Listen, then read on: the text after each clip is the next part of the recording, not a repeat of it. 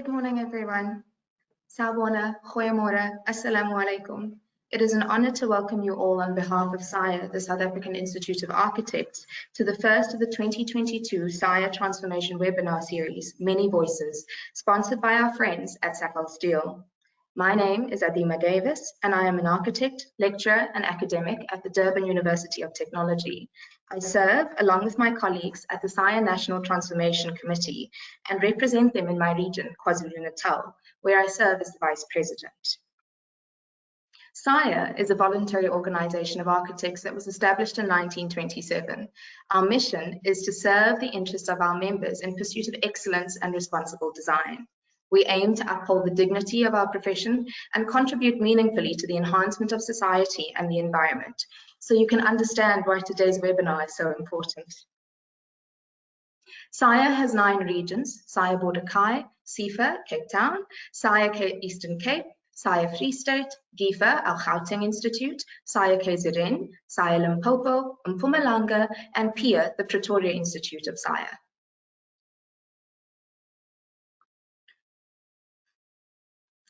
Our SAIA Many Voices Transformation webinar series launched last year through the SAIA Transformation Committee.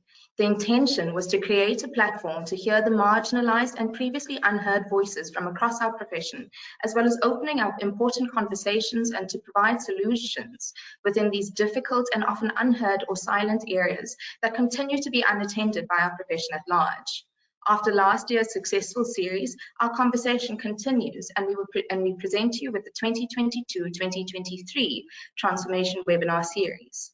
We ask our members to participate in this webinar series that is both interesting and thought-provoking, but also encourages meaningful change within our institute. Our webinars are free and CPD accredited. You gain SAICAP Category 1 with a minimum of 0.2 credits per webinar. Our webinar series is proudly and exclusively sponsored by Safal Steel. Our 2022-2023 webinar series kicks off today, the 11th of August, with the Women in Architecture panels 1 and 2, which I'll talk about in a moment. But we ask that you diarize these dates and join us in the future to discuss matters around One World, practice, inclusive pedagogies, whose heritage, and the I-Generation dialogue, each seeking to open up our platform. Today's webinar sees 2 sessions. This morning's session talks to reimagining leadership to achieve gender equity. We will hear from incredible and diverse voices from our profession that seek to disrupt, include, and allow us to grow as not only individuals, but the profession at large. Session 2 this afternoon opens up a new table, introducing younger, unheard voices to our SAIA platform that we encourage to join our family.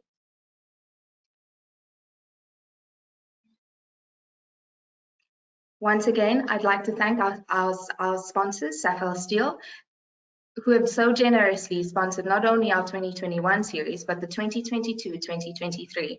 I introduce Christopher Knight, who's waving to you all from Safal Steel. Good morning and thank you, Christopher. Good morning. Thank you very much, everybody, and happy Women's Month. I look forward to this morning's session, from learning from our panelists and growing, reflecting, and disrupting with you all. Thank you.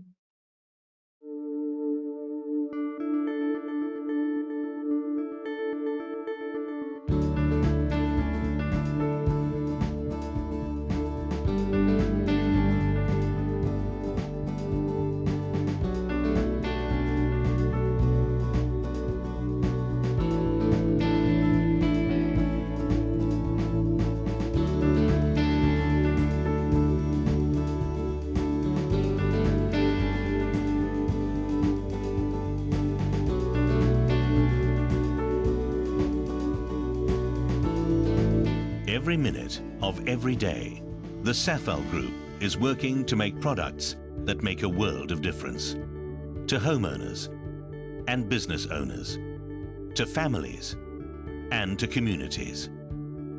The Safal Group is a multinational company with operations covering Eastern, Central and Southern Africa.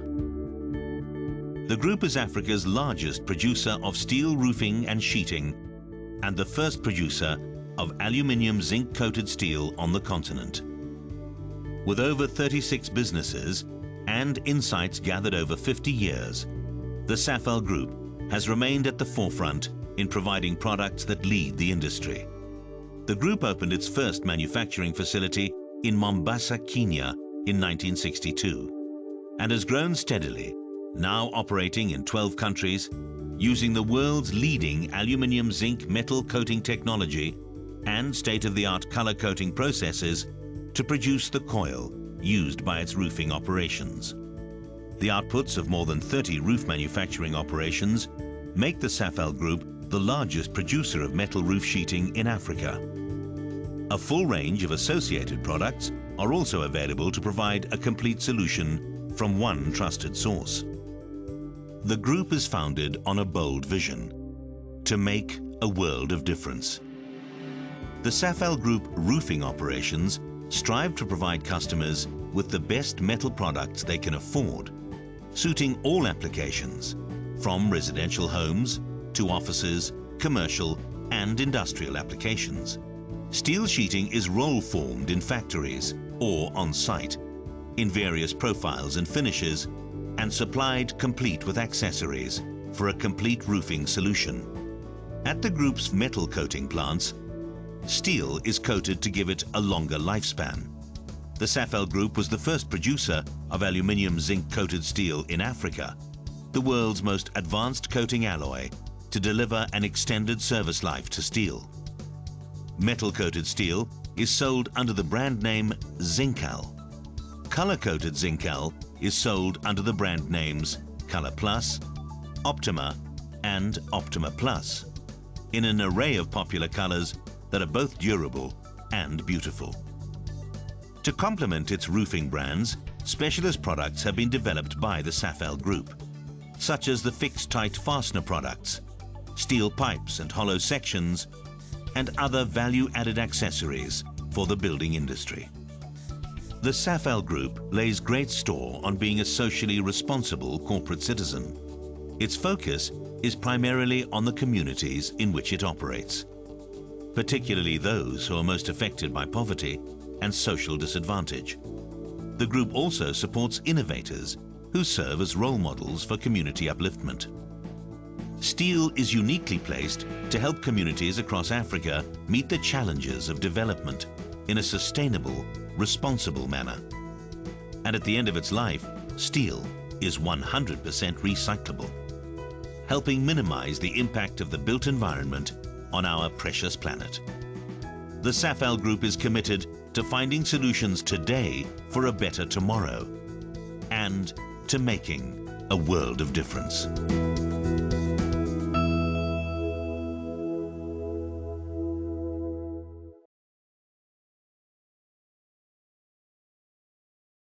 Good morning to our online audience and everyone joining us. It's such a privilege to have you online for our breaking seminar, Reimagining Leadership to Achieve Gender Equity. My name is Jennifer Mirembe and I'll be your facilitator this morning. It is no surprise that we are having this seminar today. We are aware that as women, we are trusted with many positions of leadership and our capabilities cannot be doubted. However, we need to understand the current context in which we live.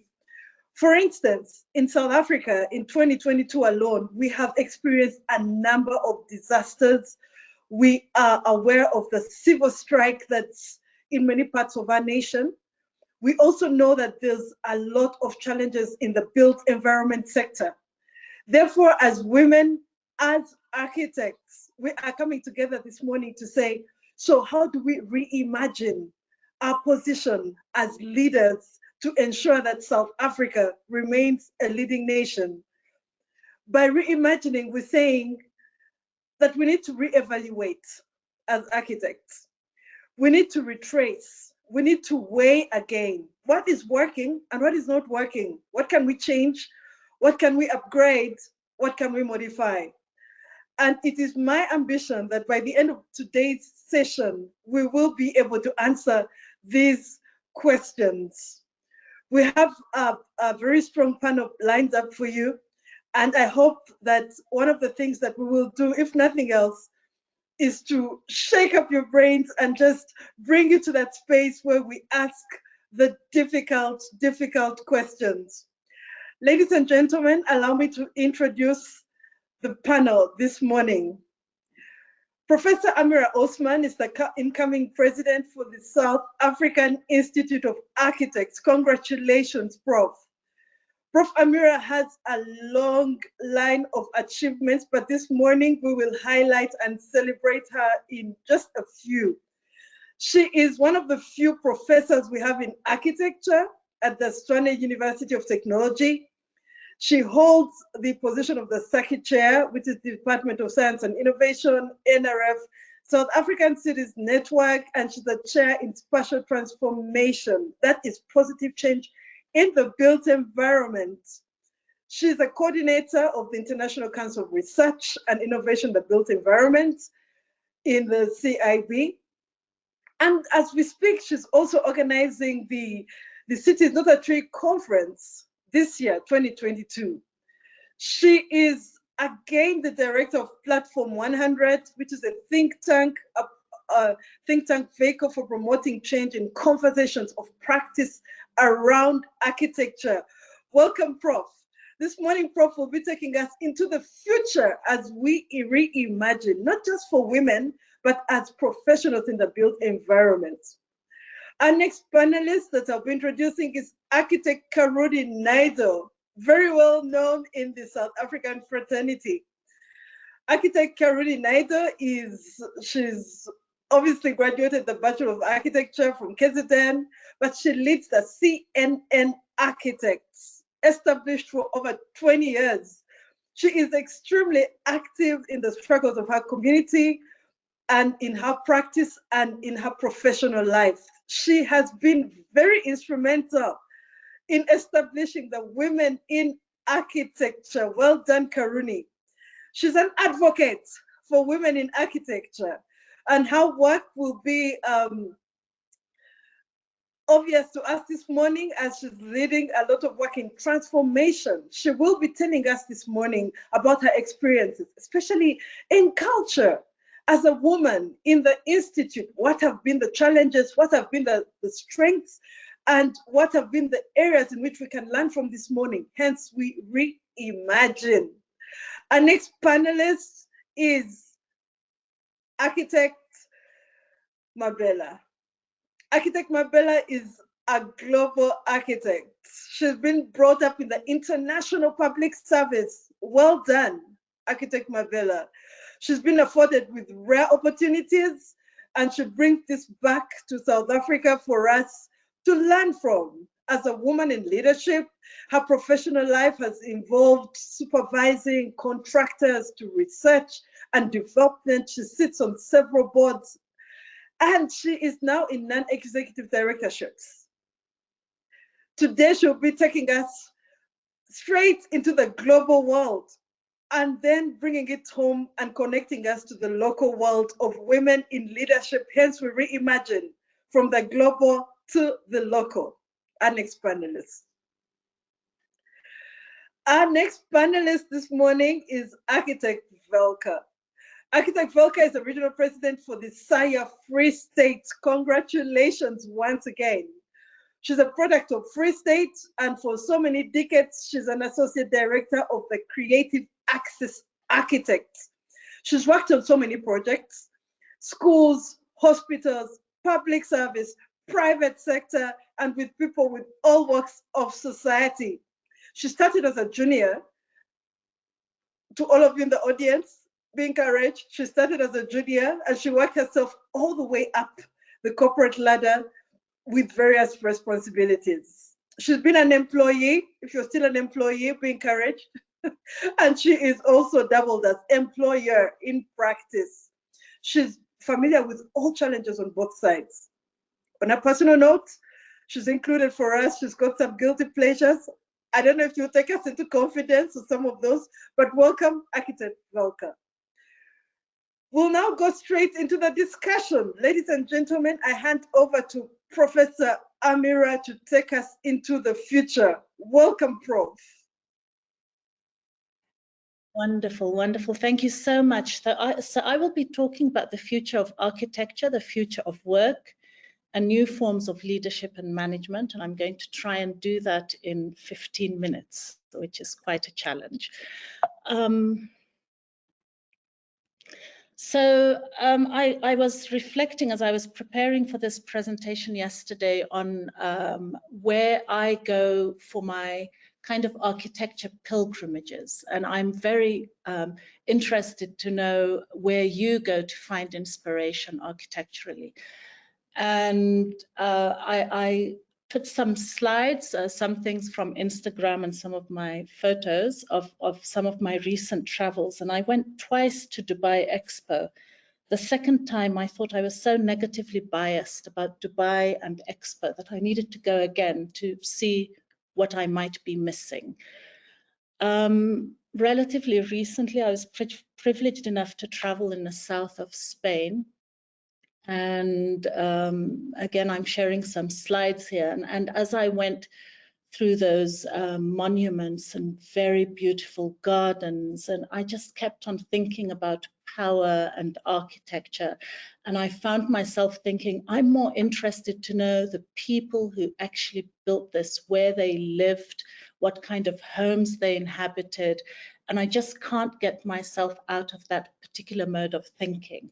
So I'm very eager, and I hope maybe some of you will share some of your experiences in terms of where you do go for architectural inspiration and what inspires you. I also remembered as I was preparing this quite a few years ago, I had a knee injury and I was in Berlin, but I absolutely had to go and see Hans Scharon's Philharmonic and Mies van der Rohe's gallery. I just had to, you know, that's how I was trained. I was trained in the 80s in Khartoum, and that is what we celebrated. But the reality is the places that truly inspire me and the places that I have gone to get inspiration, and those are my the places I go on architecture pilgrimage. One of them has been the Eno Hospital in Bern in Switzerland, probably a little known building to some. And why? It's because it had such a unique method of managing complexity in the built environment. And I went on this kind of study trip to look at this hospital and how it was designed and built and kind of delivered in a very unique and cutting edge approach to architecture at the time. Some of the elements of this hospital are just so, it's so logical to build in this way. It's so meaningful to build in this way, but it's so underlooked. I can't go into any details, but I'm just hoping that I'll inspire some of you to think a little bit deeper about what inspires us as architects and look into that. One of the places I haven't been is this project in Japan, but it's definitely one of the projects I want to visit. And that is the Next 21 building by Osaka Gas. And I really want to go there. And this building was again built and delivered and functions on a day-to-day basis in a very different way to the buildings that we are used to getting awards, the buildings that we are used to seeing in the public domain and so on. So all of these buildings that I really do find inspiration in are based on a concept in architecture called open building. And many times what we do is we build very entangled buildings. And here this image, which I've borrowed from this author, it shows how we build, where we put short-term elements and bury them in long-term elements. And when you want to make to fix the short-term elements because there's a fault, you have to break the long-term element, which is usually intact. And so what Gesser and Kendall says that the assembly of elements can only reach the age of the shortest living component. This is an image from a book by Kendall, where he talks about how buildings became more and more entangled as more and more services became introduced into buildings. And he referred to the era after 2000 as the era of open building. However, we still continue to build in very conventional ways, even though the differentiation between a primary and secondary level of the environment allows for the accommodation of informal processes, the involvement of small-scale builders and small local industries in a fit-out or infill industry. It allows for full ongoing participation. It allows for the use of different mechanisms. And in this alternative vision to building, structures are designed for efficiency, ease of construction, and ease of maintenance. But why are these ways of thinking not yet mainstream in the architectural profession? Why is an alternative way of practice considered to be niche? What are the barriers to real change in a built environment? And how can our ways of thinking better develop to ensure change in practice? Are there missing voices in these conversations? And I refer to the title of this series, Many Voices. Are there dominant voices that keep us entrenched in outdated ways of doing? And I believe that there are. So again, what inspires me, these are some images from my home country, Sudan. I've seen incredible lessons in urban design, things that we do not find in our history books. Why are these kind of architectures overlooked? Why are we not finding inspiration here? Why is the individual building celebrated over the vernacular, celebrated over towns and contexts and vernacular contexts where the individual building just merges with the overall? Why do we favor individual expression? Like someone put it, my house is my castle, over just merging and existing as community. Why do we not see this kind of work, which we do in communities, winning awards? Why do we celebrate the individual building above this? Why are African architects, and I'm working on my father's archives, and my father practiced in Khartoum for many, many years. Why are not more African architects documenting their work, and why is it not being recognized? So I believe that we discriminate against both tradition and alternative technologies. The vernacular is not taken into consideration. And in this process, we lose identity. We produce generic buildings that could be anywhere in the world. We neglect to take into consideration climate, socioeconomic conditions, and heritage. And we tend to favor individual rather than collective solutions. So this leads me to the second part of my presentation, which talks about the future of work. And there's a lot that can be said. I don't have sufficient time to say all of it. But even before COVID, we started to see new behaviors, new technologies, increased mobility, the new attitudes and expectations of a millennial workforce and globalization issues. We started to see these trends shaping the future of work. And one of the quotes that stood out for me is that talented people need organizations less than organizations need talented people. Really want you to focus on that. In other words, employees are now starting to drive the decisions and conversations around how work gets done, when it gets done, who gets it done, who it gets done with, what technologies are being used to get it done, and so on.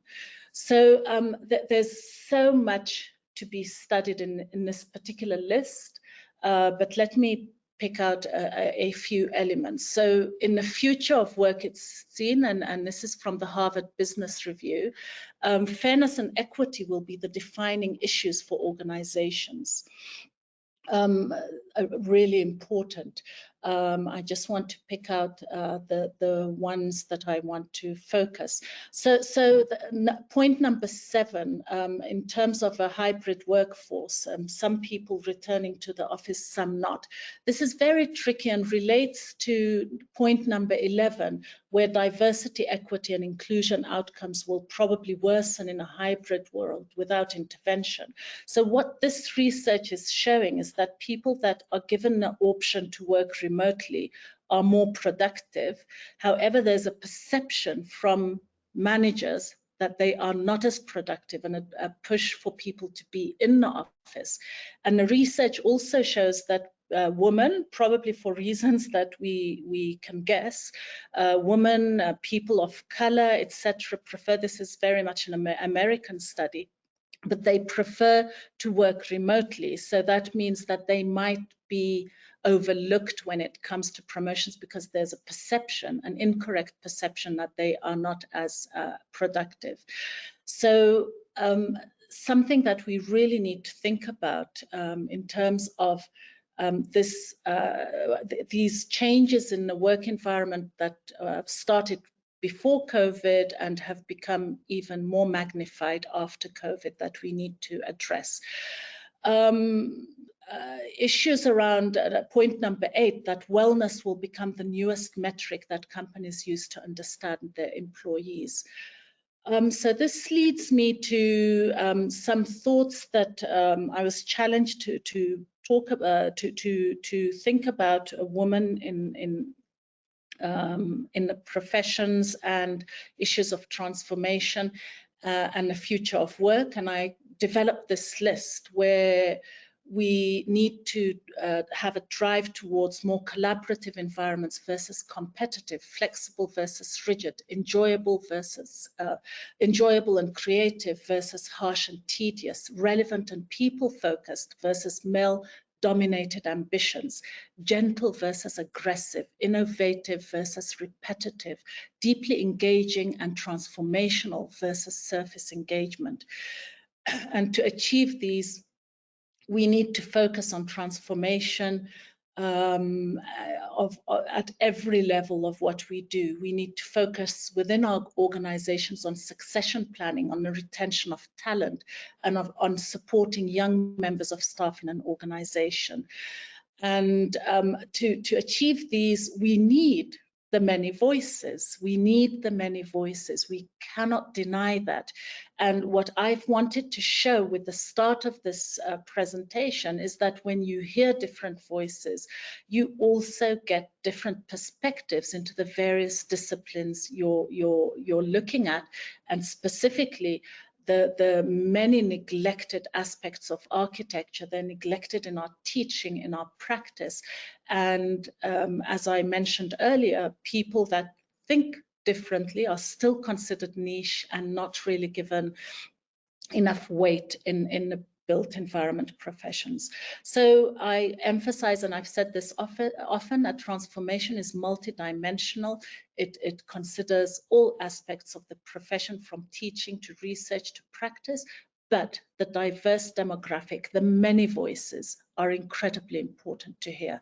And I end with a quote from the father of one of the first youngsters who tragically lost their lives to the previous regime in Sudan, who said that change is our ability as the oppressed to connect with our humanity, so we may elicit the highest it may offer, not only for the production of our own lives, but also to possess the ability to change the oppressor,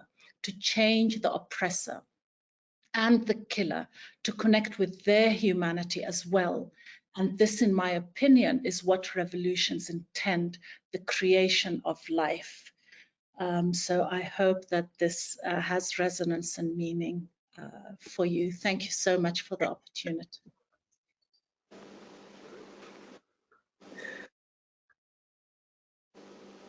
Thank you so much, Prof. Amira. Really, really insightful presentation, and I just love the way you've shaken us into the current reality. Things have changed, and I also like the way you've reminded us about the many voices. You know, just on social media alone, as architects, we are competing with every architect around the world, every project around the world, every voice around the world. So what does that mean for South Africa? What does that mean for women in leadership in South Africa? So how are we reimagining this? I also like your slide when you talked about the succession planning, support, transformation, content, engagement. I think that's very solid for us to think about this morning. But while we pack that, I encourage our audience to please send your questions, comments, compliments onto the chat so we can forward them and bring them up to the podium. While we reflect on what Prof. Osman you've brought our attention this morning, I'd like to invite Architect Mabela. Architect Mabela, we've gone into the future with Prof. Osman.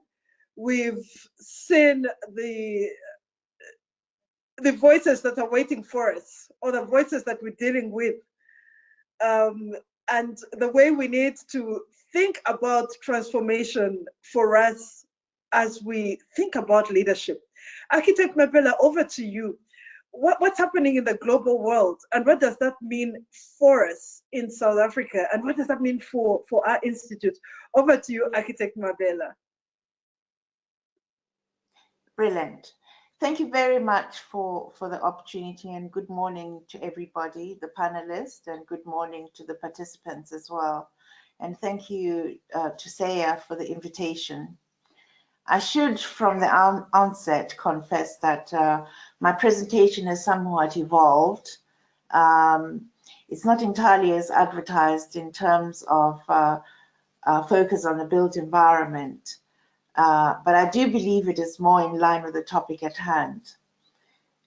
Incidentally, inadvertently, there are overlaps with what has been presented just a few minutes ago by the Prof. So hopefully that will become evident as I go through the presentation. I certainly cannot say that I'm as eloquent as the Prof, but I'd like to think that there are certain points that overlap. Our topic is of reimagining leadership to achieve gender equity. Within that, what I've done is to say, through the exploration of the emergence of a post-apartheid South African architectural language, that would be the focus within the reimagining leadership to achieve gender equality. Now, the presentation will be as follows: a short preamble, and then areas that we could focus on to achieve gender equity, an overview of the South African architectural languages, colonial and apartheid era languages, and post-apartheid debates, which have been quite heated sometimes and important. The question is, how do we redefine ourselves post-apartheid? Influence and emergence of languages within a global perspective and closer to home.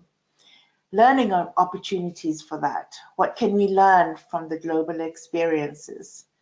Emergence of a post-apartheid language, and conclusion. Right. In terms of the preamble, the topic seems at first glance straightforward, but I would say that perhaps not. It's deceptively complex and has evolving definitions. Woman, Architect Mabela? Yes, ma'am. Architect Mabela, we're missing your face, so we'd like to wait for your camera. I see. Yes, we're missing your face. We want to connect with you, so we're going to wait. What I was saying just now was that the topic seems straightforward at first glance, but I would say perhaps not. It's deceptively complex topic with evolving definitions of woman. The simplest definition of woman is adult human female.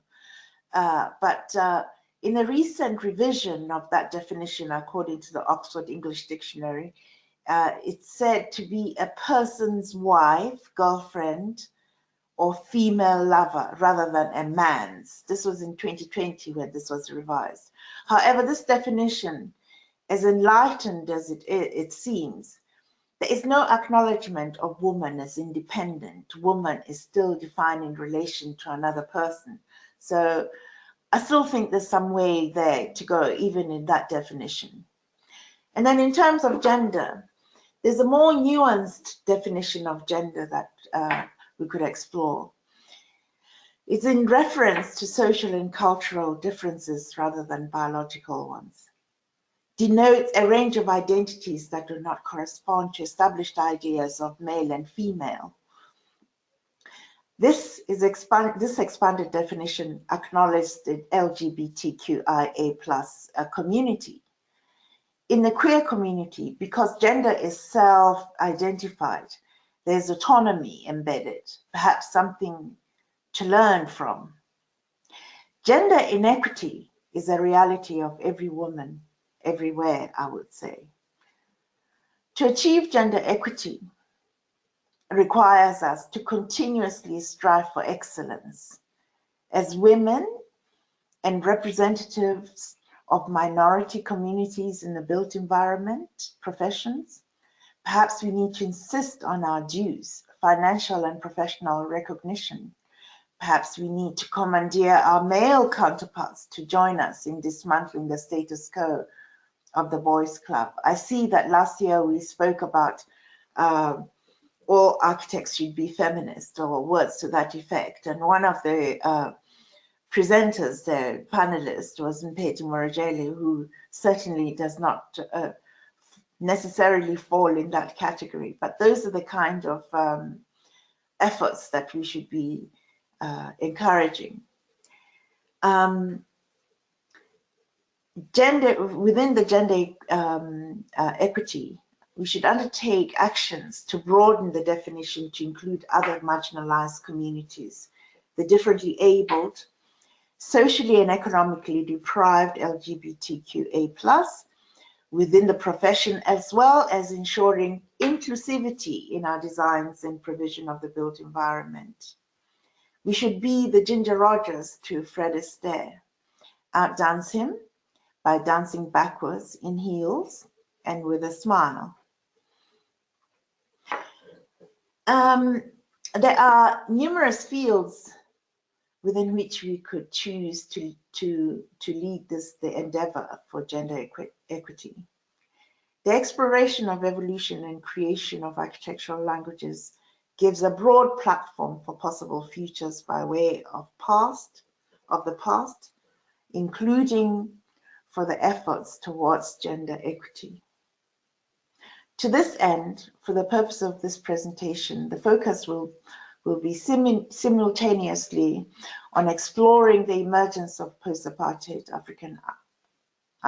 South African architectural language, the role of women in the past, their possible influence in forging the future, in this case, an South African architectural language, exploring our responsibilities as women and representatives of the marginalized within the profession and expanding this knowledge to make room for gender equity for the upcoming generations. If we look at historically an overview of South African languages, colonial and during the apartheid era, we're familiar with some of these, and these include clearly the Cape Dutch, the high apartheid brutalism as depicted by Wits and Eunice and so on. Several iterations of so-called imported languages, Victorian, Art Deco, Neoclassical, and so on, which have formed part of the focus of debate post-apartheid. And of course, now, and interwoven within that, there is the Islamic and the Hindu heritage within the South African architectural languages that is not necessarily as visible as it ought to be. Now, perhaps as an aside, there is also what is supposedly called Tuscan. I believe some call it Texan, as depicted by Monte Cassino and Michelangelo. It is often asked by some, is this architecture? I certainly couldn't possibly say. The post-apartheid debates mainly focus largely around neoclassical buildings, whether they belong. Continued interactions with young people in the profession, the reaction is often frustration, perceived as symbolic of apartheid and colonial oppression. I'm not going to go into the origins of the neoclassical for obvious reasons, but I'd like to extrapolate the Art Deco as an example, which is often grouped together with the neoclassical languages. A closer look at Art Deco, for example, one looks at the fashion, the makeup, the art, the sculpture, the hair. It bears a certain influence from Egypt. Emergence and correlation of the discovery of Tutankhamun's tomb in 1922/23, so it's about 100 years ago.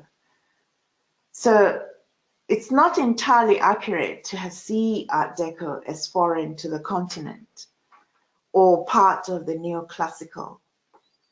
It would be difficult to find a country without at least one Deco building or some influence. So perhaps we ought to actually embrace it a little bit more.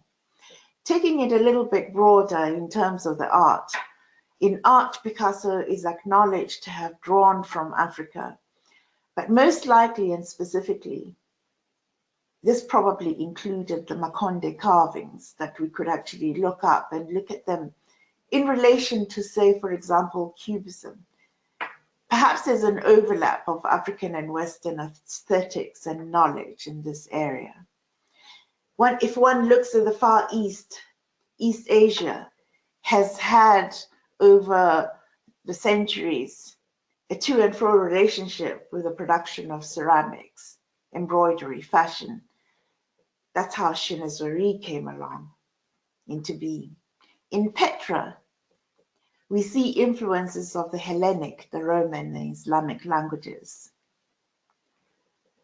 In the past, female forms were mostly used as muses, mascots on ships and luxury vehicles, the Spirit of Ecstasy, for example, on Rolls-Royce. In art, the female muses were very much present in Picasso, Degas, Gauguin, and other artists. In fact, Picasso is very well known for being a bit of a ladies' man, shall we say. Now, there are female architects in history, but they are very much invisible, especially if you go back a few years, not the recent 50s, 30s, and so on. For example, if you look at Marian Mahoney Griffin, as qualified and capable as she was, she's hardly known, having worked with a more well-known colleague of Frank Lloyd Wright. Lady Elizabeth Wilbraham was tutor to the young Christopher Wren, for example. Perhaps we need to be more visible, and we should be looking at how to showcase ourselves in the past and the present. Closer to home, we could look at the architecture of Mali and the University of Timbuktu, structures constructed of mud, World Heritage Sites. In Zanzibar, including their distinct Zanzibar doors, the use of courtyards in Sokoto, Maiduguri, at the edge of the Sahara, where you have the Hamatan winds in the dry season. In the dwellings, as well as where we use courtyards in dwellings, as well as in civic buildings, as part of that language. When you come out of the Hamatan, covered in dust, you cross the threshold into a courtyard. Within that courtyard, you would have water, you would have shade, you would be able to refresh before going into the main house.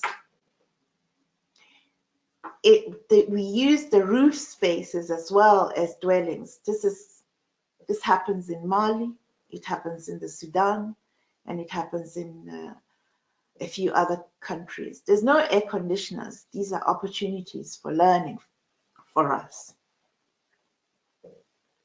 In terms of looking at climate change, the courtyard dwellings lend themselves to us re-looking at that.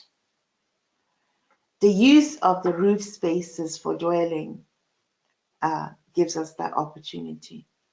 Learning from the floating buildings in the Netherlands, integrated urban vegetables and garden designs. That's part of what it is that we could perhaps take on board. Another phenomenon that is global, but certainly is something that we ought to actually consider, is the ultra-urbanization move. The use of compact dwelling, designing tiny houses, tiny flats, and tiny spaces with a minimum footprint.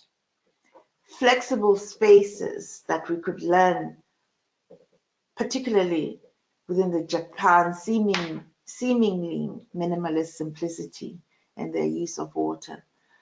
Shared communal spaces they range from some of the examples that the Prof has spoken about, and integrated urban gardens, etc. All these are examples that we can learn and draw from. Emergence of post-apartheid language. South Africa has gone through and continues to go through many trials and tribulations, most of which are of our own doing. Instead of allowing frustration to inhabit our discourse, whether from a legacy of apartheid and colonialism or legacy of patriarchy, as with a creative process where we stand back, taking our creation within a context, perhaps we could do the same with our relationship with our past and present architecture. Perhaps we could elevate the female architects of the past, rethink gender-specific interventions for more inclusive spaces. Gender equity is not only financial and professional parity, but equitable access to spaces as professionals and users. Some time ago, when I was tasked with designing a male-only prison, which I wouldn't recommend anybody to take up, I was, however, told in no uncertain terms not to enter to examine the existing occupied male prison. I was told it was not a fitting place for a lady. The emergence of post-apartheid language. Perhaps we need to, for example, continue exploration of provision of public lavatory spaces accommodating the LGBTQA+ communities, the differently abled, and other marginalized members of our societies. There was once a time when provision for the disabled toilet was not made at all. There was no provision for disabled facilities. The past languages are largely dominated by male narratives and perspective, mostly to the exclusion of women and minorities. Perhaps we ought to ask why not focus on creating an inclusive language where women and diverse voices can be heard too.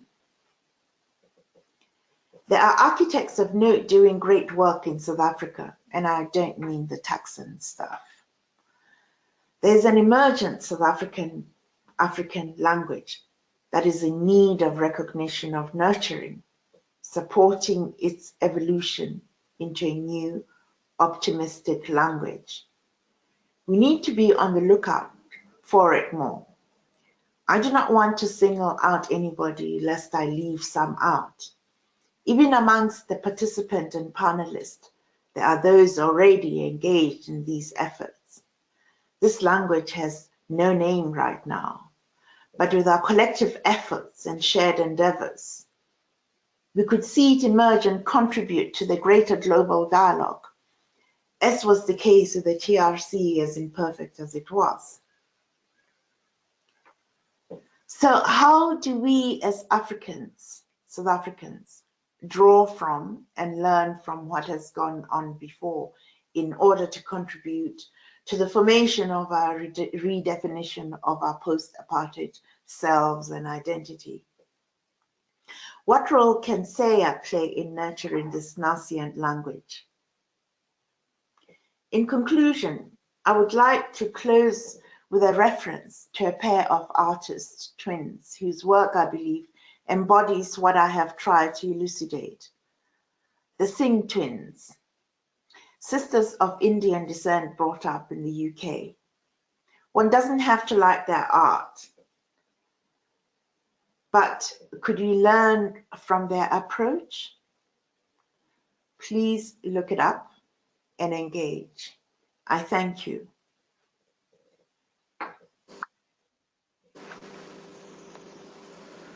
Thank you so much, Architect Mabela. Really, really insightful.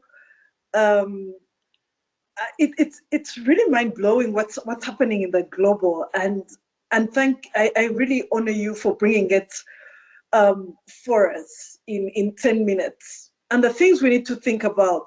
Prof. Osman started by challenging us about the voices and the transformation and the voices that we're hearing, and you've pulled that through for us by highlighting specific examples. You've talked about the Tuscan, the Indian, the what's in Asia, and all these different design styles and what's happening in the global. I also like that you highlighted the gender-specific interventions, and I think this is the beginning of us rethinking. If you look at South Africa, for instance, a few 2-3 months ago, we had the floods in KZN, we had the floods in Eastern Cape, and when we started building again, we put the exact same thing. So if we had argued that women have been raped and everything else in other parts of the country, therefore the intervention that probably came up with exactly the same thing, women will still have to go to these spaces in the dark, some spaces. So what's the work that's been done? So I like that you're bringing out for us the importance of gender-specific interventions. And therefore, today we rethink, as architects, as professionals in the built environment, what do we change? How do we think differently about our leadership role? And that's come out very strongly. I like also that you said we must be more visible. I think in the past, as women, there was the excuse of why you're not visible. But today there's no excuse. I mean, even if one was just to tweet something, to send a photograph, to say, this is my voice in a photograph, this is my voice in a text. Today there's no excuse for why any woman is not visible in the leadership role. But I like that you've said we need to be more visible. And these are challenges you've placed for us. We need to be more visible. We need to contribute to the global dialogue. And this is what we ask. What do we want to contribute to the global dialogue at South Africa? What is the voice we want to put in the global dialogue? What is the leadership that we want the world to understand about South Africa? So thank you so much, Architect Mabela. Let me connect to Architect Karuni. Architect Karuni, welcome to the podium. Architect Karuni is going to take us straight into the South African context. Our institute, SAIA, or SACA, or both. What are the barriers?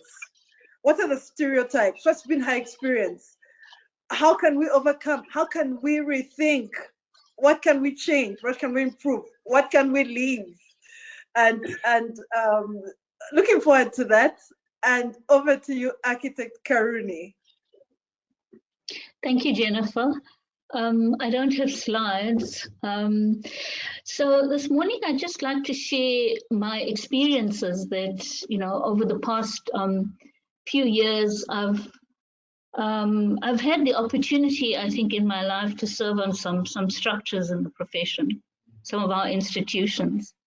And I felt it would be quite important to share that with the profession and with other leaders. We all are leaders, you know. We lead in our practices, we lead in our institutions that we work in as academics or researchers, and to present it in a way that we can unpack it and be able to lead more effectively and be more. Well, it is a bit of disruption as well, because that's a thread that would flow through my presentation as well. So I'd like to I've picked up a few points or areas that I feel I'd like to share. The first is non-hierarchical leadership. In architecture, one finds that we tend to be led by the hero. People who know everything, and the need to be on top of everything, and to be in power, and to be knowledgeable, and that's how we define leadership. The leadership style I find is quite outdated. It's predominantly male. It's masculine. It's harsh. It's intimidating. It's top down, and the power often is unchecked. It's also based on a thinking that we are all essentially flawed as people, and we need to be herded by a leader who cracks the whip and ensures that there's discipline. So often I've come across the situation where I've had to figure out, you know, how do you remain but also be able to challenge those powers and keep them in check so that they don't overwhelm and exclude. I've found that working in teams is the best antidote to that. And we do that in many of our practices. We work as teams. You know, the lowercase approaches where it's not hierarchical and there's no pyramid and there's no one person at the top. The second aspect I'd like to share is complementary leadership. Architecture is quite a competitive profession, unusually competitive compared to others. And it's the rewarding and the awarding culture that we have in architecture that creates a certain type of a behavior.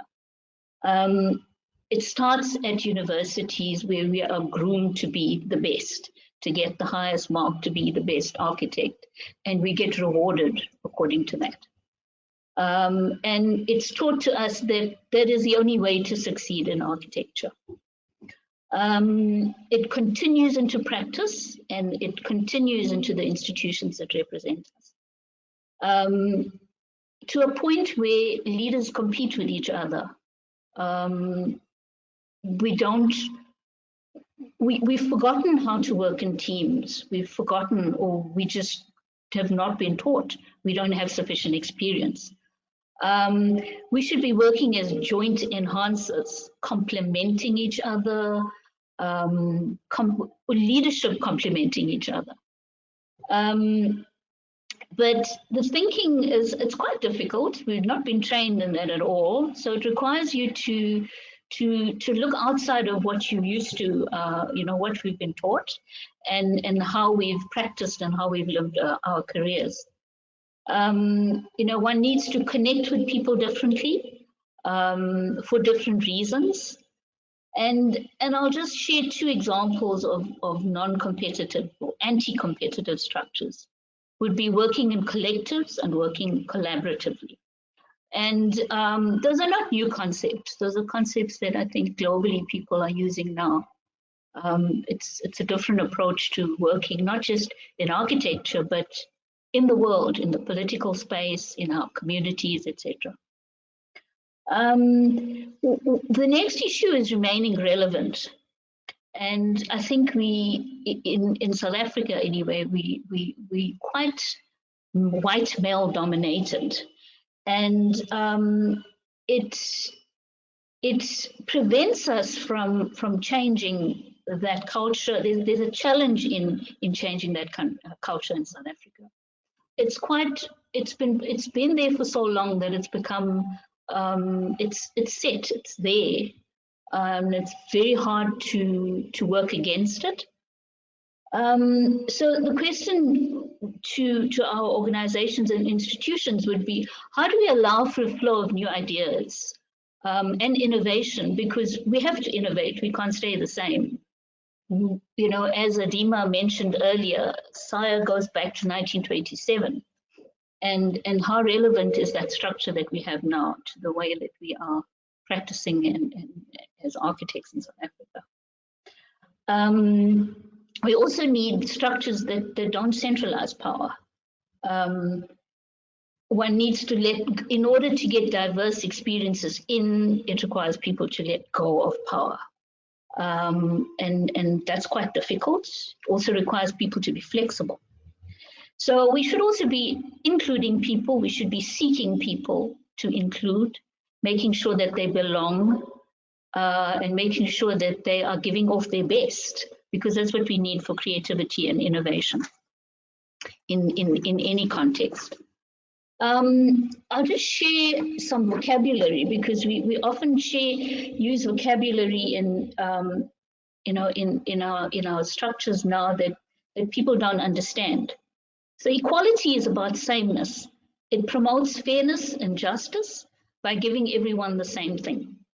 Example, in architecture, it would be to access the same resources and opportunities. And it can only work if everyone starts from the same place. Equity is about fairness. It's about making sure people get access to the same opportunities. Sometimes our differences or our history can create barriers to participation. So we must first ensure that equity before we can enjoy equality. So continued exclusion, racism, abuse, violence, etc. in the South African context causes stress and sickness. Equity is what we really need. It's our core need. It's what we want, and it's vital and critical to our good health. Diversity is a term that's often confused. Diversity is merely a measuring tool of a mix. But what happens after one achieves diversity is just as important or more important. We all are different, and we have multiple identities, and we do not feel, and we all feel excluded in different areas of our lives. Valuing or placing value is everybody, despite their differences, requires us to acknowledge that we have differences. And how one assimilates the difference according to skin color, gender, sexuality, culture, language, class, generational, and discrimination. So all our discriminations intersect differently. Some are more harsh than others, and they play out differently in each of our lives. Inclusivity is how we welcome everybody and how we make the mix work, and not forcing people to make choices to fit into something, a predominant culture. So it's not just about inviting and including, it's also how we treat people once we have them in our spaces. We all need to understand our differences, and we all need to understand the intersections of those discriminations and how they play out. Lastly, the concept of belonging is about how we are valued equally in the profession and within all its structures. A focus on our parts and our differences can exclude people from the circle and keep people out and lock people out.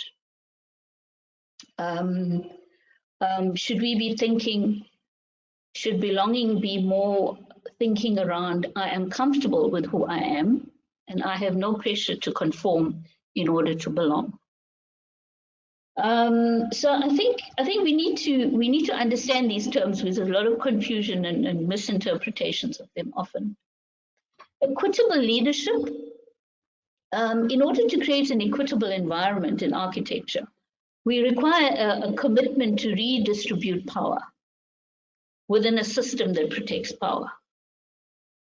So equity therefore becomes everybody's responsibility, including and in particular the ones that are holding on to power. We should be intentional, we should set goals, and we should link these to opportunities. Targets are useful. They can also hold you back, but they are useful because they set a point, they set a target for you.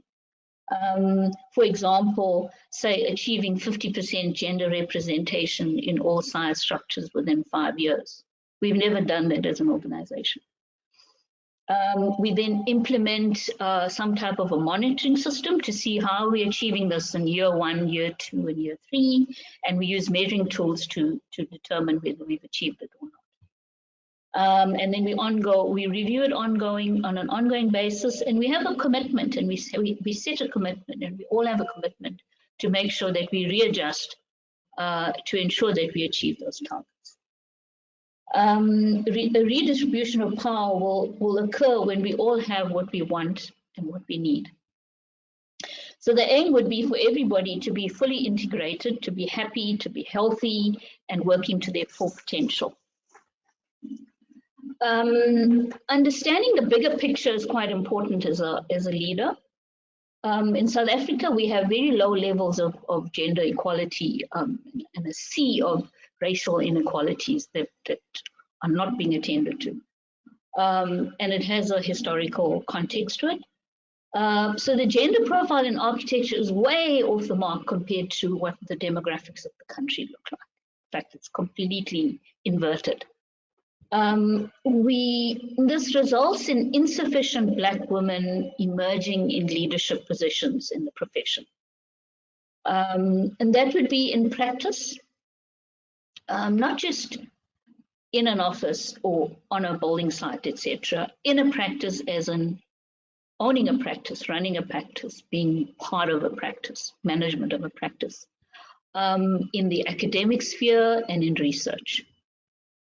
There's a lot of posturing around and fronting and rhetoric around empowering women and addressing gender in architecture and in the country, where everyone's frantically supporting, empowering, mentoring each other and hoping for a shift. I believe that success will only be dependent on our ability to attend to the deep structural problems in our country and in the profession as well. Our institutions often tend to use visible diversity and equality. However, it's often window dressing. Many architectural practices use gender equality to do business with the state. And the state shows little commitment to support programs which are able to address gender equity. There are many Black-led projects, but very few Black-owned women practices. Where do all the Black women graduates go to? Which is something which I think about very often. Our Black women are sought after, taken up, and we don't see them running their own practices, and we don't see them participating in the mainstream of the profession. BEE policies and employment equity targets have commodified the Black architect women. And those of us who understand economics will understand what happens when there is a shortage of something. The next point I'll talk about is ethical leadership. When leading it's often important to have the ability to discern what is right and wrong in different contexts. It's also important to have an opinion and a position and be able to voice and to express that opinion. Leadership is not where you sit on the fence It's not where you take the shortest route and where you go with the flow. You are placed there to do something, and we expect our leaders to perform. Leaders have duties and responsibility to members, to organizations, and to business interests, and to shareholders. And one should be able to, as a leader, be able to separate your personal and your business interests. One should not use opportunities and positions to promote yourself and receive opportunities and benefits. It's not why you are there. In order to, I've learned the following, and I'll share it because nobody taught me this actually. Is as a leader, in order to exercise judgment, which is often what we need to do when we serve in structures, we should ask ourselves the following questions before we make any decisions. Have I diligently asked for all the information that I need, or for all the information I need to understand? Am I conflicted? How am I conflicted, and where am I conflicted? And lastly, do I have a rational basis to accept this in the best interest of the organization? And I think I use that to guide myself and to check myself when I do anything, so that I stay on track and I don't get caught up in my own opinions of matters. Then the point of being courageous. For me, you know, often our women leadership are we placed in positions where things don't look right, it doesn't feel right, something is dishonest, it's not presented to you properly. And how do we respond when we are faced with abuse and we are faced with wrongdoings? It's quite important. Do you walk away as a leader? Do you turn away as a leader? Do you pretend it doesn't exist as a leader? Or do you face up to it? I would face up with it. But I know the challenges that would prevent many women from not facing up to it. Because the reality of that is that one needs to be courageous to do that. A good leader would show up, would stand up and challenge when it is required. It's good to disagree with a reason in an argument, and it's good also to provide a solution. It's good to care. It's good to show support. It's good to lift others up when they appear to be in trouble. I'll end with being a point called being authentic, because I think my journey in architecture has been about being authentic.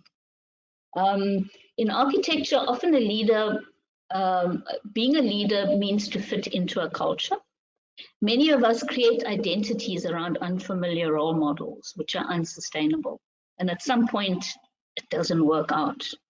And you start feeling uncomfortable. You don't like who you are.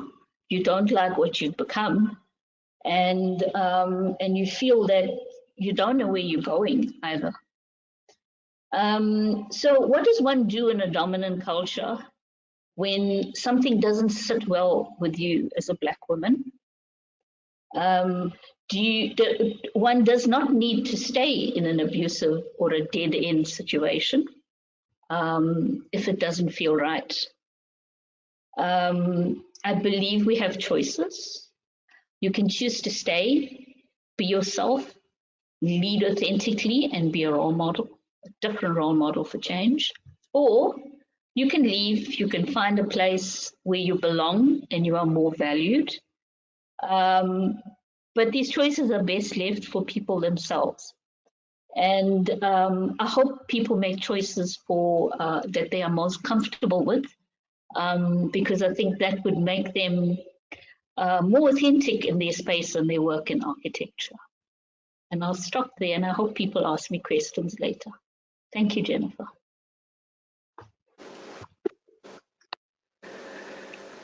Thank you so much, Architect Karuni. Okay, yeah. Thank you so much, Architect Karuni. This has been very provocative. I'm already conflicted.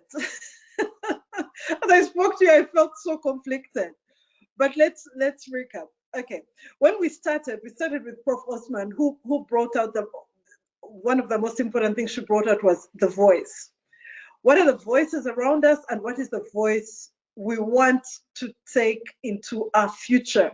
Hence, today we need to start the discussion. We reimagine, right? So after Prof. Osman, we then listened to architect Mabela, who took us into the global picture. There's so much happening around the world. So how do we fit within the global picture? What is the voice? What is the image? What do we want? What is our position into the global? And then we have listened to you, architect Karuni. Very, very provocative aspects you've raised. The aspect of power. It is, in your own words, it's still top down and it's intimidating. I'm just asking, is that a bad thing? Maybe that's the challenge we need to face. We are reimagining, right? Accountability. You just reminded me of this. There's a group on Facebook called Concerns About SAIA. You know, as you're on Facebook, you just see, if you type SAIA, you find another group. There's a group called Concerns About SAIA, and they ask everything.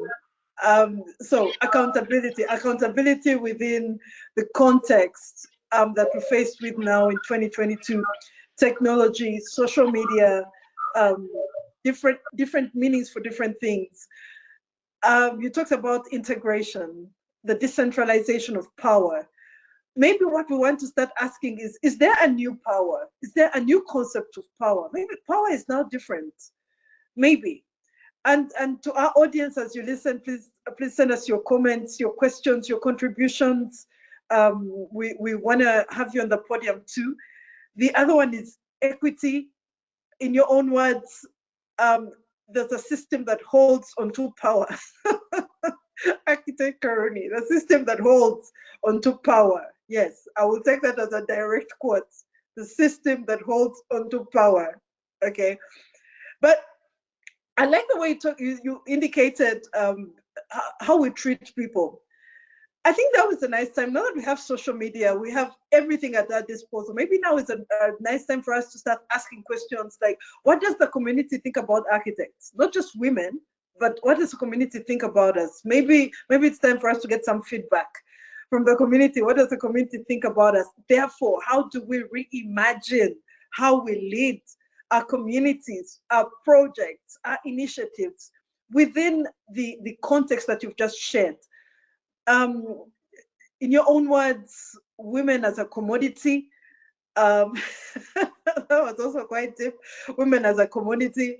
That's again back. I throw that back to our audience. What do you think about that? Women as a commodity. If that is so how do we lead? How do we imagine our space as leaders? Let's take it as a fact that architect Karun is right, that women are a commodity. You know, if you want to get work, you front these women and you say, yeah, no, our firm is women. Our firm is Black women, and then you get the work and then you pay them a tithe. They don't even go to the project. You pay them what you pay them. So if we take that as fact, let's just argue that is fact, right? Maybe it's not. Let's just say it's fact. So the question for today, so how do we reimagine our space as leaders within these challenges?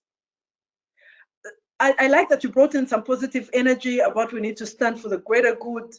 While I was a student of architecture, I remember the lecturers would say, you know, architecture is like an orchestra. You know, we have so many instruments, and we can compete, we can tear each other apart, but architecture is really like an orchestra. There's music for everyone, but the challenge is for us to you need to find your own voice, your tune, your song that fits within the orchestra, right? So when we do that, then maybe things like competitive in a bad way, but there's also good competition. Architect Karuni, maybe we need to compete, because think about it. I checked on the website, there are over 8,000 architects. Some architects are unemployed, so Maybe we need to compete for work. Maybe it's a good thing that there is competition, but the question is, what is healthy competition? And I think very, very valid point. As I listened to you, I began to feel very conflicted myself as a Black woman. I wasn't sure whether is it a Black woman or gender. You got me very conflicted, and I'm sure many people in the audience also are beginning to feel quite conflicted, you know. But the question for today, how do we imagine leadership? How do we reimagine this space? Now that we know what we're dealing with, we know the nature of the elephant of the room. So how do we reimagine? To all our audience, we're waiting for your comments, for your contributions, for your additions, for your subtractions, for more of your provocative thoughts. We want to leave this meeting, this seminar today with a clear direction. How do we reimagine? Next on the podium, last of our panelists is Architect Velka. Architect Velka comes in with something really unique, the reluctant leader. We have had it all. We've had from Prof. Osman, we've had the voices, we've had from Architect Mavela, the international picture. Where do we want to go? What do we want to see? How do we want to represent ourselves within the global world? What does that mean for us in South Africa? And then Architect Karuni raising deep questions. Now we're asking, is it a race issue? Is it a gender issue? Is it an architect issue? So how do we imagine? Over to you, Architect Velka, the reluctant leader. Thank you, Jennifer. Good day, and thank you for allowing me to share some of my own thoughts on this topic. It's quite intimidating to be presenting with these esteemed ladies, but mine is short and sweet. It's the little pudding after the meal. All of us have multiple attributes that shapes and define us. Here are some of mine, and you might note that none of them includes being head girl. When asked to present on the topic of leadership, I felt uneasy, as I have never seen myself as the type that asserts, delegates, and dominates. I am much more comfortable in my own space, minding my own creative business as my adventurer ISFP personality. I'd much rather be surrounded by animals or listening to good music than maneuver my way through office politics. However, as one progresses in life and in one's career, responsibilities grow, and before you know it, there are people to manage. Sorry, I'm having a network thing. Okay, there are people to manage and projects to run. And this made me thought of my own transformation into becoming a leader, albeit a reluctant one. When I researched reluctant leader, a whole world opened up.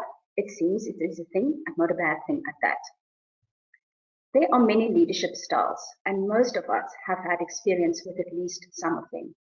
Be it your high school principal that mimicked Adolf Hitler, or that one boss that micromanaged you up to the point where you became spiteful and resented the job. Some of us have been fortunate to have been inspired and motivated by our leaders, and luckily that was the case with me. And then later on, we become leaders ourselves. And we get to experience, and we get to experiment with approaches that works best for us. Being an adventurer and a mother and all those other things, I could not identify with the Trumps and the Hitlers and the Idi Amins. This brings me to the reluctant leader, having the following traits in common with female leadership and servant leadership. 1. They step into leadership roles for a bigger purpose than themselves. They felt compelled to step up for the sake of the collective and not out of self-interest. 2. They do not develop a sense of entitlement or self-importance. They remain humble, empathetic, and retain their ability to and show respect of rank, position, age, gender, race, or orientation. They develop their own style of leadership, as they don't step into leadership roles to impress or get power for power. It is important to them to feel authentic. They work on identifying and nurturing their own style of leadership. They are committed to their own development. They are often reluctant because they know that they are missing some skills, because they are aware of their skill gaps. They are committed to developing themselves and often excel in them with practice. They look for opportunities to develop others, as they know how much they have benefited from having mentors and supporters. They support and develop others not out of a sense of obligation, but out of joy of seeing others succeed. Here are some examples of famous reluctant leaders in history. A 2014 study by London's Cass Business School found that reluctant bosses are better at navigating office politics and maintaining control while also promoting autonomy. Because they came to power by doing hard work in the trenches, their leadership is often viewed as more legitimate. Let us look at some of the main differences between traditional leaders and servant or reluctant leaders. The traditional leader sees leadership as a rank to obtain. They use power and control to drive performance. They measure success through output. They speak, and they believe it is about them. The servant leader sees it as an opportunity to serve others. They share power and control to drive engagement. Measures success through growth and development. They listen, and they understand it's not about them. If we were to find, encourage, and develop reluctant leaders to step up for a greater purpose that's meaningful to them, we could, 1, reduce the misuse and abuse of power by appointing more leaders focused on the collective interest rather than themselves, decrease the leadership gap, and address issues with low customer or employee trust in organizations, and make more progress with diversity in leadership as we stop saying that someone is not leader-like already due to the appearance of being reluctant. Perceived risks that deter people from stepping up to lead includes interpersonal risk, relationships with colleagues might get hurt, the image risk, how will I look in the eyes of my peers, and the risk of being blamed if the collective fails. Ways to mitigate these risks include to provide support to risk-sensitive colleagues. These include the marginalized, people that have never been heard. Manage conflict, keep it work-related and not personal, and provide low-stake opportunities to lead to start off with. Jacinda Ardern was criticized for not being aggressive or assertive enough, or because of being empathetic. Her very effective leadership style consists of the following traits: leadership with kindness, open communication in crises, understanding the power of empathy, valuing equality in every form, honesty and open-mindedness, a dash of humor, solidarity in community, agility in crisis, an exceptional approach to motherhood and multitasking, addressing climate change, always ready to learn from children, and building trust and respect. And then, after my very long speech, I just want to leave you with this. We have an opportunity to uncover leadership talent we never thought we had by looking beyond first impressions, style and appearances, gender, age, race, and sexual orientation. I thank you. Thank you so much, Architect Velka. I like that. I like that you said yours was gentle and sweet. That was very, very useful. Very interesting, the slide you shared about the different leaders and their approach to the leadership style. And when Architect Karuni was speaking, and she mentioned the issue about power and and the aggressiveness. And I like that your presentation brings in that slide where you show the different faces, Mother Teresa and all the others, and Nelson Mandela there. I like that you brought that in, because there we see something different. We see that these leaders led with so much power, but without aggression. The power with greater impact, but without violence. So how did they do that? Is that the question we need to start asking ourselves? Is this the reimagine? Because if we think about it, there's so much happening in South Africa. I mean, when you just switch on your cell phone, it's even exhausting. It's exhausting to see the feeds that just come in, you know, the civil unrest, this is fighting that, the abuse, the tearing apart that's already happening in society. So when you bring in the reluctant leader, maybe that's something, maybe that is the reimagined space for leadership, especially for us in the built environment space. We're not spared. When there's a flood in South Africa, it is us. It is the architects. It's the built environment professionals. When there's a fire in an informal settlement, it is the built environment professional that we look at. When the teenagers died in the tavern in Eastern Cape, it is the built environment professional again that we should be looking at. Where is the leadership? Where is the voice? We need to feel you as a leader, as a woman in leadership, as a leader. And thank you so much, Architect Volker. Very, very useful. We're going to go into the question and answer session, and I'll get back to you in a moment. Let me start in the order in which we started.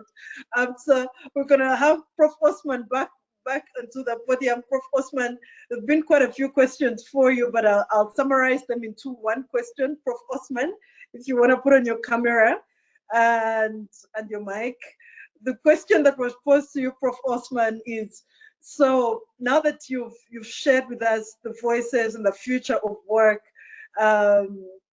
did that future of work also take into cognizance the future of the style of work for architects? That's what the first question, because you talk about the future of work, but did that take into consideration the future of work for architects? Second question, therefore, what do you propose the architects should put in place in their practices in terms of leadership in order to cope with the future? So 2 questions in one. Prof. Osman, over to you. Thank you so much. I hope I understand the first question properly. Future of style of work, is that what it said? Well, I think in my last slides, I had some clear guidelines. That's how, in my mind, it's clear that where I said things need to be deeply transformational, they need to be less aggressive. And I think Karuni also alluded to that. So I think Karuni's the terminologies that she used and what she presented relates very strongly to my last 2 slides, where that also allows people to participate.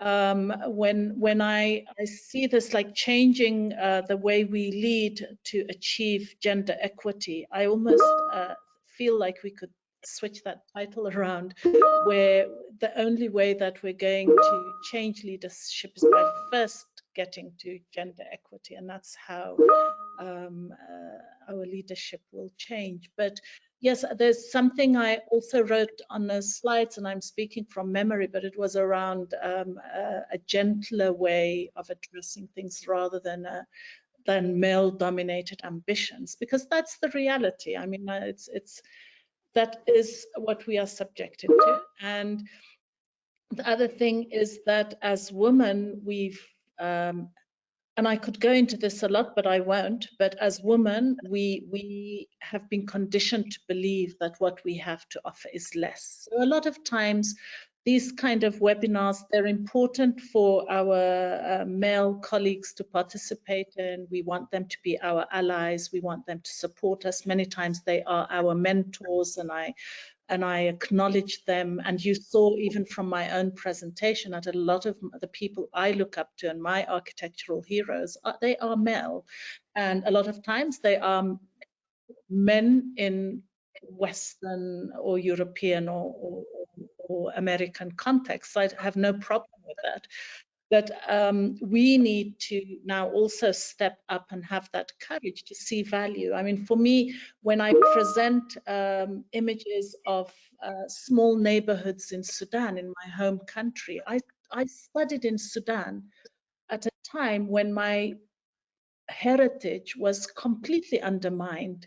And the people that taught me were Sudanese, and that's what bothers me. So we need to work on ourselves, and we need those allies. We need people from different cultures. We need people, we need the men to come on board, and we need to then have that courage to bring our heritage forward. The thing is around the future of the style of work, if I understand it correctly, is that many times when we step into these spaces, the first thing we're met with is suspicion. Does she really know what she's talking about? Does she have the qualifications? And for me, having worked in this field for 30 plus years, I'm still faced with that suspicion. When a much younger, less experienced male counterpart can just get that respect immediately. So we're constantly having to work there. So leadership in practice, I think it needs to facilitate for hearing those alternative ways of doing, hearing those other voices. And it's incredibly important. And I hope I've made a strong argument for that, in that it's not, when you have that representation, you are probably going to get more innovative ways of practice in a built environment. You cannot change the built environment if you don't change your thinking. And to change your thinking, you need to have those multiple voices heard and properly integrated into the profession. So I hope that answers it. And if not, I'm happy to take more questions. Okay, Prof, I'm going to put you on the spot here. You are the incoming president for the South African Institute of Architects. So what should we expect differently now that you've had this webinar? So what should we expect to be different? I guess I'm putting you on the spot, but you're the president. So give us hope now that you've been here now. So yeah, I think one thing that women bring, Jennifer, is a level of humility when our male counterparts tend to be very self-assured and not always, but many times get it wrong. So I'm coming in with humility, and I'm coming in to learn this. And also, I always joke with my colleagues now that I've spent a career critiquing my managers. So, and I always thought, like, it can be done better. It can be done better. And now that I'm in this position, I'm learning that it's not that easy. So I think I can bring. And that is something that a woman would say. I mean, our male counterparts will probably just, they're very self-assured, if I can say that. So we tend to acknowledge where our weaknesses are, and I don't see that as being a negative. I don't think it means it undermines our leadership capabilities. On the contrary, having that vulnerability, I think, makes us better leaders. And I just hope that is what I'll do. But that list again that I keep referring to my presentation in terms of listening deeply, engaging deeply, trying to create more gentler approaches, but also being deeply transformational at every level. And that's, again, why the presentation went from architecture to learning from the vernacular to changing the future of work. So it's transformation at every level. That is what I would like to do.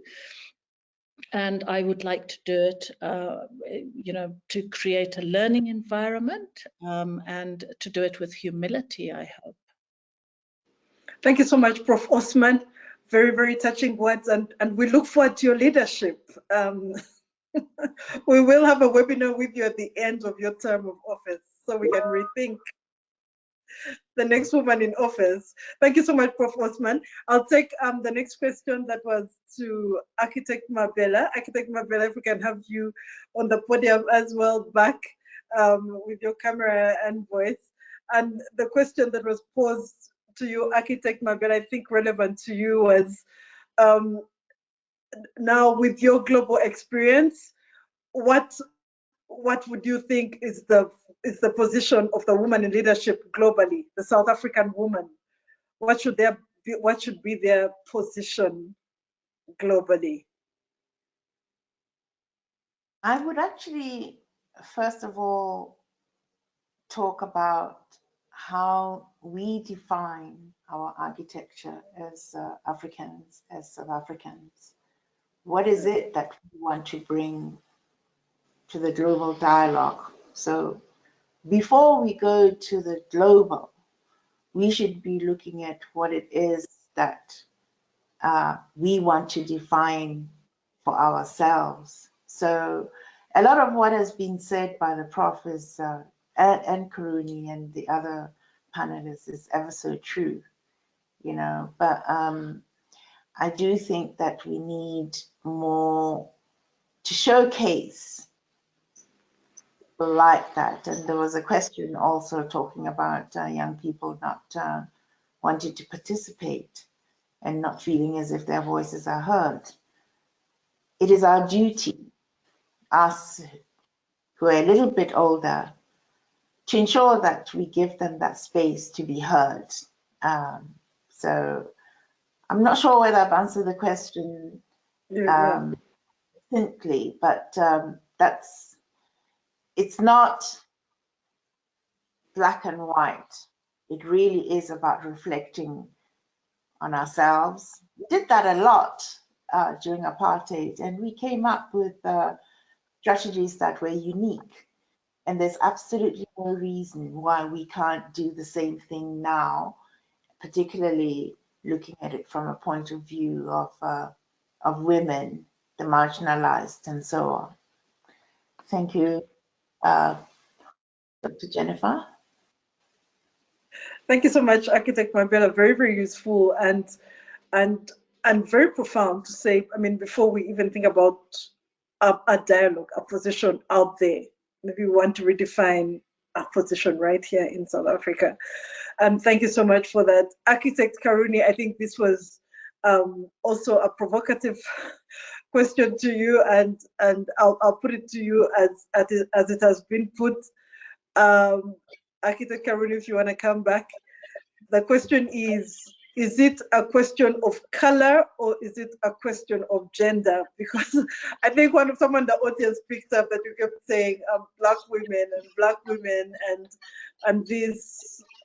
Okay, so is it a question of color or is it a question of gender? Is it?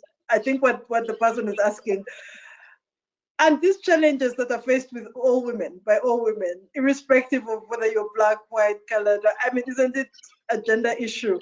All the things that maybe you want to throw more light on that, Architect Karuni. That's how it came in.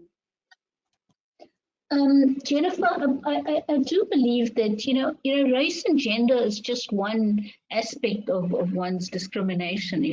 They intersect with a whole lot of things. They intersect with culture, the language I speak, the place I come from, my age, how I was brought up, what my parents would have gone through. I mean, those all intersect and make you who you are. So, race, gender, I think it's just, they're words we use. My race, gender intersects very differently to others, and I'm aware of it. I think it's important for people to work through that. Do a little diagram of yourself, and work out how do these different aspects impact on you, or how they made you who you are, you'd have a better understanding of how to deal with them in different situations. Even though I only focused in my presentation today on leadership issues, I still battle with confidence in certain spaces. And I think Amira is right. Men are self-assured in architecture and women are not. And it's not to say that if one stepped into spaces that you were not allowed to step into before, that you are not able to find your way through those and lead authentically. You don't need to follow anybody, and that being authentic then comes from who you are, and what is important to you. The issue of race, gender for me is just where I have come from, my trajectory in my career. It highlighted, those were the two issues that were highlighted in my discrimination in the profession, and how barriers were in place for me to not be able to progress. I did progress because I figured out a way, and so that's why you need to do the work, because it is a way. You just need to figure out your own way through it. And every single new project I work with, and a site over to a contractor, you still have to go through the same first 1 or 2 site meetings where you've asserted yourself and the contractor knows that you're the principal agent, for example. It's an additional a burden that I need to carry, and I need to have strategies in terms of how do I deal with it. If I join a new committee or a new structure, for example, I quickly have to work my way through it and try and figure out what are the power issues there, what am I capable of doing, and how and if I want to stay there, how do I survive, and how do I make my way through it? And nothing is as Amira says, she's taking on a position, and she's going to be fine. That's what you got to tell yourself. There's no set rule of competencies that you need to be a SAIA president. And it shouldn't be like that, because then it prevents other women from standing up and saying, yes, I'm able to do that in my own way. I don't need to tick the same boxes that you did. And that's how we should lead, actually, in spaces where there are I had no role models, Jennifer, when I graduated and came into, I had no role models, but it didn't prevent me from looking outside, looking into, and I have strong links with the community that I come from. So there are leaders there that I looked to be my role models in the absence of those. And I mean, look at us now. We have, we are role models to younger people now as well. And I think Mabela is correct in saying we have a duty as the more mature women in architecture to assist people that. So I always believe for myself that I would not want women to go through the trials that I went through, and the long time that it took, and all the stress that it took for me to achieve what I did, because there are shortcuts, there are smarter ways of doing things and leading that would result in less stress and distress and problems. Yeah, amazing, and thanks for that. And I think what's very interesting about what you're saying is that in the past it was acceptable. I mean, one would take a long time to reach a certain goal, but if there are people who have lived that and have learned from it, therefore the younger generation should take a shorter time. And your parting shots. The last question to Architect Volker, if you could also get back onto the podium. And I think this is more of a general question about the reluctant leader. So the question is, so what do you see is the purpose of the woman in architecture in South Africa? Because you showed us that slide, everybody had a particular purpose, right? So the question is, so what in your view is the purpose of a woman in architecture today? Okay, I don't know the answers to everything, but from my side, if I can be a mentor and provide a space, learning space for a younger person to grow up and to feel free to ask their questions and to even to experiment, I can provide a bit of a softer entry for them into the profession. And just lead with kindness. I think that is something we tend to be better in maybe than men. Maybe we're softer around the edges. So, and I think that's what's needed. Thank you so much. I think in the remaining few minutes, again, I'd like to take a round to all our panelists. First, I want to thank you for taking out your time. You are very busy women, and thank you for taking out the time to speak to the nation about reimagining leadership within the question of gender. I'll take it from where we stopped. Architect Velka, your parting shot to the audience. Your last words of wisdom. There's no wisdom. There's just learning as you go. And we can also learn from the young ones. Thank you. Great. Architect Yaruni, your last words of wisdom. What should we remember? I'd say just be yourself, and just be honest about it. And it's the most comfortable thing to do, It makes you feel good. It builds your confidence, and and stay. I always tell women to practice, because that's what we trained for, And it's not to say that other aspects of or other spaces in the profession are not important, but we need more women in practice. And it's lovely to practice. It's the best thing I did in my life was to practice. It was difficult, but it was the best thing. And it's not. And you can practice authentically. It's no stress. You don't have to follow the people out there that did stuff. You can do it yourself. Thank you so much. Architect Mabela, what should we remember? I'm so pleased you didn't say words of wisdom.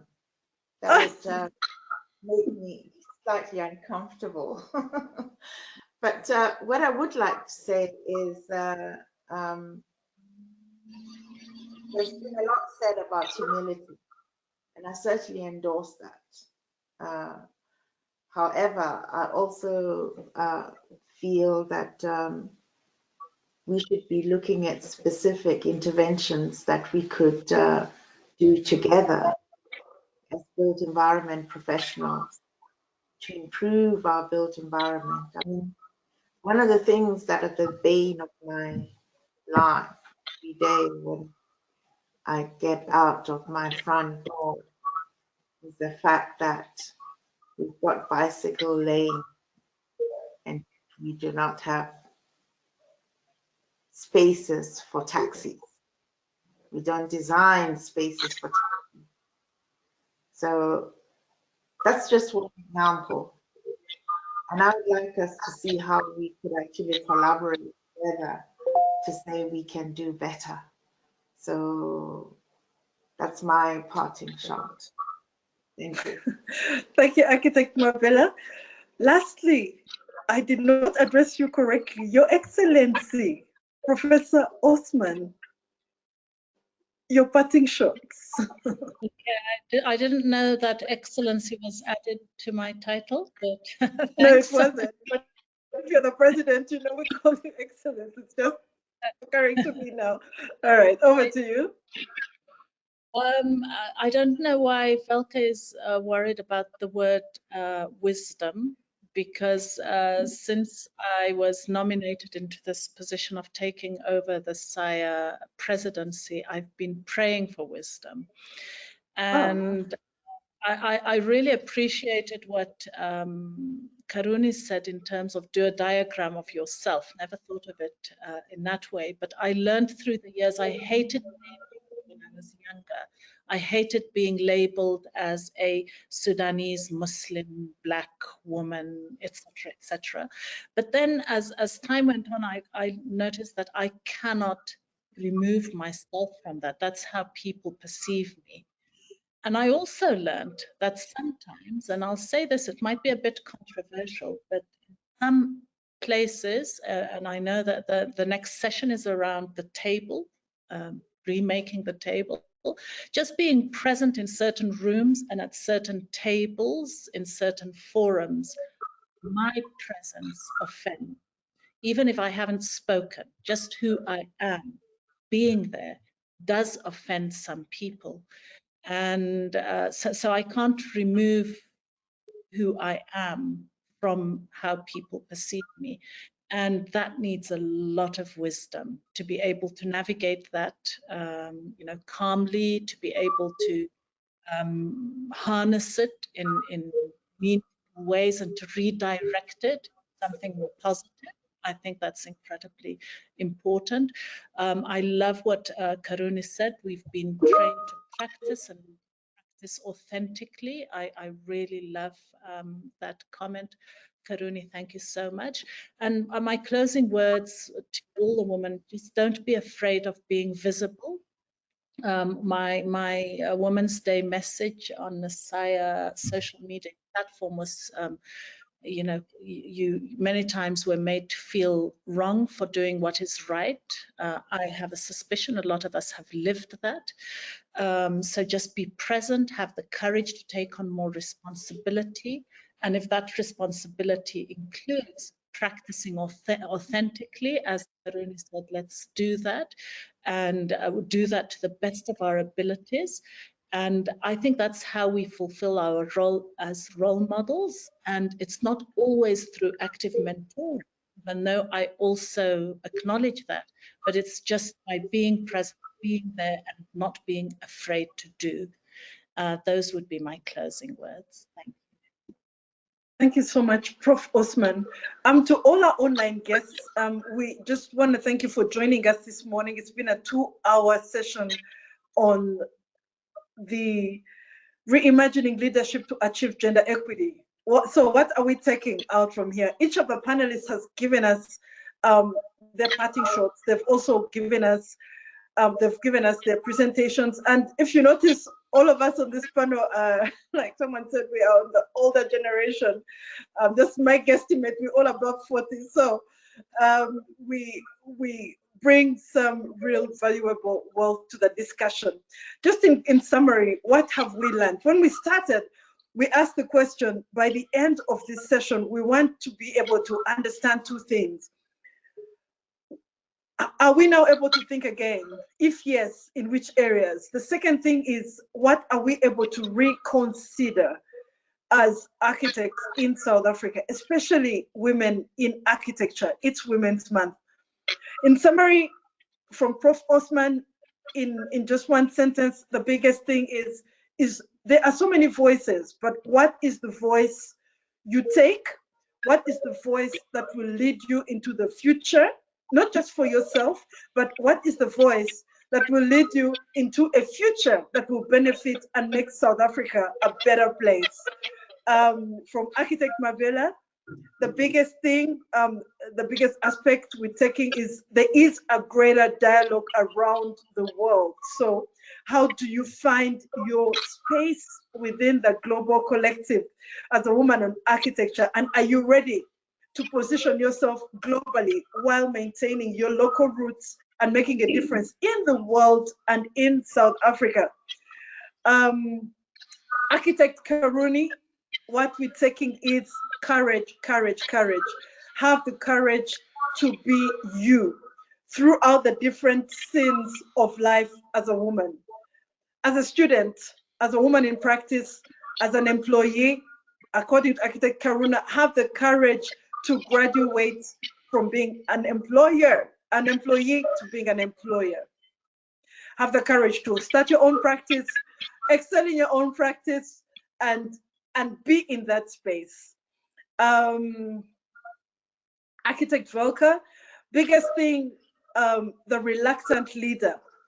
You can be a leader who makes a strong impact in the world, in South Africa, without being aggressive about it, without being violent about it, without tearing anyone apart. You can still change the world. You can cope with all the different challenges and still make your mark in a way that leaves the world, South Africa, and the Institute of Architects different.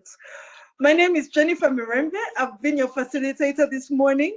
It's been such an honor to have each of the panelists, very experienced ladies in the architectural world, and it's been a privilege to be your facilitator to all our online audience.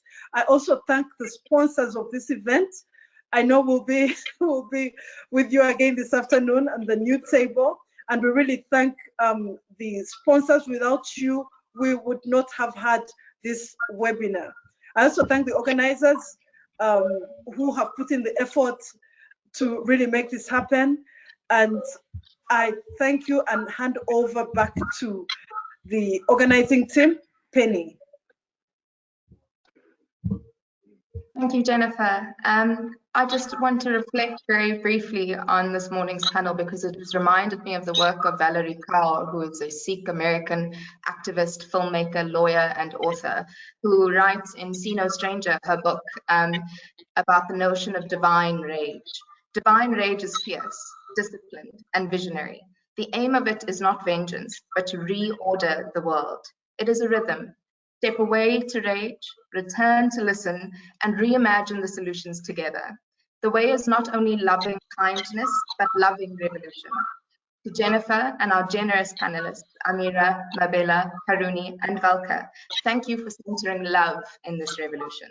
Thank you to all of our attendees for making time to journey self and collective reflection, to the team at SAIA National, the Mancomm and EXCO for supporting this event, the Transformation Committee championed by Karuni and Penny, who so tirelessly worked to realize today, to Karina and the ECPD team for making technical magic connecting us across the country, and lastly to our sponsors, Saffold Steel, Chris and your team for digging deep to support the meaningful work in architecture. We hope that you as attendees will join us in session 2 at 12 p.m. for a new table. Thank you for your time. Please take a few more moments before you leave to view our sponsor's closing presentation. Thank you, Ngiyabonga, bye danki, Nkosi, Kialebucha, Shukran, bye-bye.